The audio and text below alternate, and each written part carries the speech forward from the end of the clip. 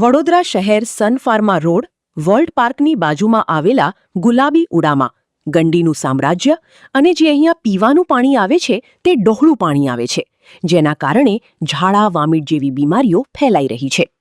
હાલ corporation ward number 11 અહીંયા કોઈ પણ ધ્યાન આપતું નથી, જેના કારણે સ્થાનિક રહીશો ત્રાહિમામ પોકારી ગયા છે।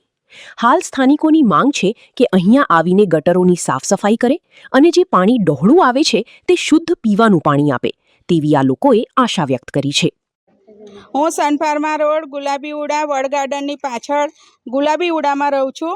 અમે 1 વર્ષથી ડ્રેનેજની સમસ્યાથી હેરાન થઈએ છીએ। પાણીની એટલી બધી સમસ્યા છે। અમે અત્યાર સુધી ગયા 5 વર્ષની અંદર બી અમે કોર્પોરેટરોને અમારા કાર્યકર્તા છે ઉષાબેન પટેલ એમને અમે જાણ કરીએ છીએ, અમે જણાવીએ છીએ કે અમારી આ સમસ્યા છે પણ અમારી સમસ્યાનો ઉકેલ આવતો નથી સાહેબ, એટલે અમે મીડિયાને બોલાવ્યા છે। અમારું તમે પાણી જુઓ તો તમે જોવા લાયક નથી, તો એ પાણી અમે કેવી રીતે પીએ?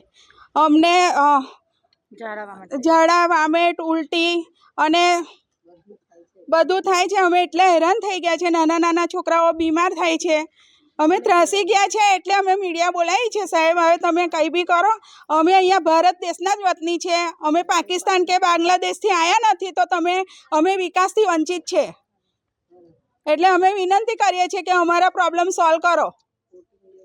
વોટિંગ લેવા માટે તમે ઘડી ઘડી આવો છો, પહેલાં તો વોટિંગ લેવા આવતા હતા તો અમારા હાઉસિંગમાં મિટિંગ થતી હતી, હવે ડાયરેક્ટ એ લોકો આવીને તમારું કામ થઈ જશે પણ કોઈ કશું કામ કરતું છે નહીં। હવે હા, અમે વોર્ડ 11માં 50 થી 70 અમે ફોન કર્યા, કોન્ટેક્ટ કર્યા છે કોર્પોરેશનમાં, આવીને એ લોકો જોઈ જાય છે, સળિયા લઈને આવે છે, અમે કહીએ છીએ અમને જરૂર છે જેટિંગ મશીનની, પણ કોઈ આવતું નથી। અહીંયા એવું કહે છે કે ગટરની ઉપરનું પાણી તમે સાફ કરીને આપો તો પછી અમે જેટિંગ મશીન લઈને આવીએ।